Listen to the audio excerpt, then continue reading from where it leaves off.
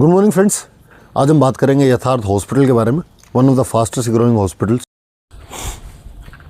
Good morning friends. आज हम बात करेंगे यथार्थ हॉस्पिटल के बारे में, one of the fastest growing hospitals. ऐसा जो इसका केपेक्स देखेंगे वो भी बहुत तगड़ा। लगभग पिछले 2 से 3 साल में इन्होंने अपने बेड कैपेसिटी को 1100 बेड से लेकर 2500 बेड तक पहुंचा दिया, लगभग Q2 तक। और Q3 में और भी कुछ 1-2 हॉस्पिटल था जिनका नंबर ऑफ़ बेड्स जो इसमें इंक्रीज़ करने वाले थे। तो Q2 में इन्होंने 2 हॉस्पिटल को ऐड किया, एक तो वो शांति हॉस्पिटल था, एक वो झांसी ओरछा वाला हॉस्पिटल था। और दोनों प्रॉफिटेबल है क्योंकि वो पहले से वर्किंग थे, इन्होंने बस ऑक्यूपाई किया, ख़रीदा है उसको। और इतना एक्सपेंशन के साथ इनका सबसे पॉजिटिव चीज़ ये है कि जो इनका ऑक्यूपेंसी का रेट है ना बेड का, कि अगर 100 बेड है तो उनमें से कितने ऑक्यूपाइड हैं किसी भी वन टाइम पे, तो उसका एवरेज तो वो भी लगभग Q2 में 6% से इंक्रीज़ किया था। नहीं तो कभी भी क्या होता है कि हम बहुत सारा जब अपना रेवेन्यू को इंक्रीज़ करने के लिए अपने आप को एक्सपेंड करते हैं तो हमारी एफिशिएंसी डिक्रीज़ होती है। सो वो केस नहीं है, एफिशिएंसी का नंबर एक पॉजिटिव आ रहा है इतना ज़्यादा एक्सपेंशन के साथ, वो अपने आप में एक बहुत अच्छी चीज़ है। और दूसरा जब हम बात करें कि ये आने वाले 2 से 3 सालों में 3000 बेड को ऐड करने की और बोल रहे हैं FY29 तक, तो वो भी एक एक्सपेंशन का प्लान है। तो केपेक्स में कोई दिक्कत नहीं है। ग्रोथ इनकी पिछले कुछ सालों में लगभग 28 से 30% रही है और इन्होंने आगे का गाइडेंस भी सेम रखा है। Plus they are looking to increase in the margins, और एबिटा को भी वो इंक्रीज करने से बोल रहे हैं। क्योंकि इनका एक तो वो है कि जो CGHS है, ये government central government hospital scheme करके कुछ है, तो उसमें जो वो पीछे का क्या था कि जो रेट्स थे उनके ट्रीटमेंट्स के CGHS के अंडर वो फिक्स थे। तो अभी वो उसका इंक्रीज़ हुआ तो कंपनी ने बोला है कि लगभग 1% in revenue and 1.5% in EBITDA margin वो हमें उसमें इंक्रीज़ देखने को मिलेगा। और जो इनका ARPOB का नंबर है, एवरेज रेवेन्यू पर बेड करके कुछ है, उसमें इनका इंक्रीज़ देखने को मिला है। पर क्वार्टर डिक्रीज़ था क्योंकि उन्होंने बोला था कि हम Q2 में बहुत ज़्यादा बेड ऐड किए हैं और जो हमारा फरीदाबाद वाला और दिल्ली वाला हॉस्पिटल है वो भी नया है, तो उसमें हमको एक्सपेंड ज़्यादा करना पड़ रहा है।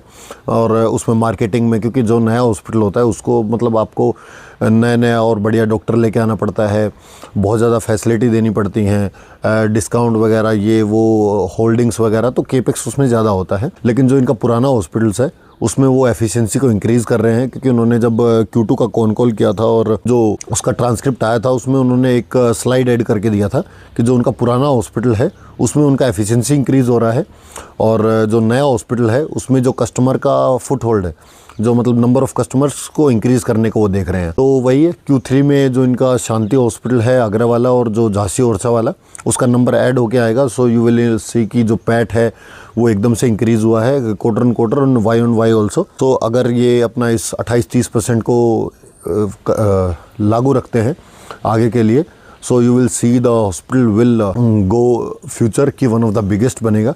क्योंकि जो इनका केपेक्स का नंबर है अभी ये बोल रहे हैं कि अगले 1.5 साल में या 3 साल में, 1.5 से 2.5 साल की बात कर रहे हैं कि हम 3000 बेड्स को और ऐड करेंगे। और 3000 बेड्स को ऐड करने का मतलब है कि लगभग 6000 बेड के आसपास हो जाएंगे इनके। तो अभी का मार्केट वैल्यू लगभग 5000 करोड़ के आसपास है, PE ट्रेड कर रहा है 35 के आसपास। तो एक 30-32% का इंजन और 30-32% की ग्रोथ का इंजन आपको मिल रहा है 35 के PE पे। सो PEG रेशियो इज अराउंड 1। सो ऐसा कोई ओवर वैल्यू भी नहीं है। सो और नंबर ऑफ़ बेड्स इंक्रीज़ हो रहा है, नंबर ऑफ़ बेड में जो ऑक्यूपेंसी है वो इंक्रीज़ हो रहा है, और एवरेज रेवेन्यू बेड पर वो इंक्रीज़ हो रहा है। और कंपनी अपने आप को एक्सपेंड कर रही है। What else you need, like company में सिर्फ पॉजिटिव ही बचा है। जो इनका एक नंबर था कि जो गवर्नमेंट ने इनका जो प्रॉपर्टीज़ है, जो अकाउंटिंग में एक मिस्टेक आया था उसमें, उस टाइम पे भी कॉल में बोला था कंपनी ने that it is not what it seems like, कि ये जो हमारा जो इंस्पेक्शन कमिश्नर था उस टाइम पे जो उनका वो चेंज हुआ था।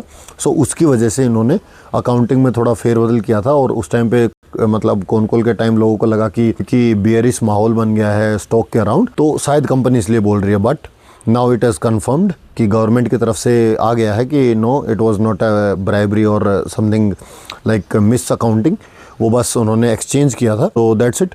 तो Yatharth hospital like a great game if you want to play the expending. और इन्होंने एक चीज़ में भूल गया बताना कि जो इनका मेडिकल टूरिज़्म है वो बहुत रैपिडली इंक्रीज़ हो रहा है, क्योंकि एज ए ब्रांड यथार्थ हॉस्पिटल का मतलब अभी कोई बाहर से आएगा अपना इलाज करवाने के लिए, सर्जरी करवाने के लिए, कुछ भी ऑन्कोलॉजी या कोई स्पेशली ट्रीटमेंट लेने के लिए, तो वो हाजिर सी बात है कि जाएगा किसी नामी ग्रामी हॉस्पिटल में ही, तो वो भी नंबर इनका रैपिडली इंक्रीज़ हो रहा है। और उनका जो रेवेन्यू है वो लाइक 50 to 55% जो इंडियन सिटीजन का सेम इलाज होता है उससे ज़्यादा होता है। मार्जिन्स में आपको एक्सपेंड देखने को मिलेगा। ROE का नंबर पॉजिटिव डायरेक्शन में जा रहा है।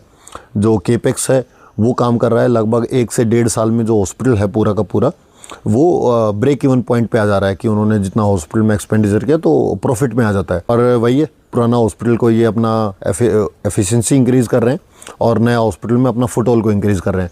So the company is telling everything. और मेरे को ऐसा जो कॉल Q2 का दोबारा सुना मैंने, Q3 का रिजल्ट अभी आ जाएगा, शायद 10 फरवरी से पहले आ जाएगा। तो it's just a heads up and this is not a stock recommendation and this can be one of my portfolios and note। तो ऐसा कोई recommendation नहीं है, but the company is doing really good for the past few years और उनका आगे का guidance भी मतलब ज़्यादा ही है।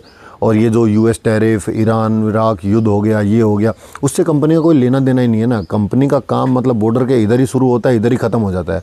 तो जो टैरिफ है उसका कोई मतलब ही नहीं है, क्योंकि ये कोई सामान बाहर भेज नहीं रहे। अब USA में कुछ ये सामान भेज नहीं रहे, तो पीपल आर टॉकिंग कि US 500% लगाए या 1000% लगाए। अभी इसमें क्या दिक्कत है? ये तो अपना इधर आगरा में हॉस्पिटल है और फरीदाबाद में है और 4-5 हॉस्पिटल दिल्ली में है और ये झांसी और अच्छा अभी एक्सपेंड कर रहा है। So I don't think there is anything to fear in the stock. It's very good. अभी जो मार्जिन प्रेशर बन रहा है अभी स्टॉक के अराउंड, वो पता नहीं क्यों है। आई डोंट थिंक कि स्टॉक में कोई दिक्कत है। The stock is doing very good and increasing its capex and also everything. So that's it from my side. Thank you guys.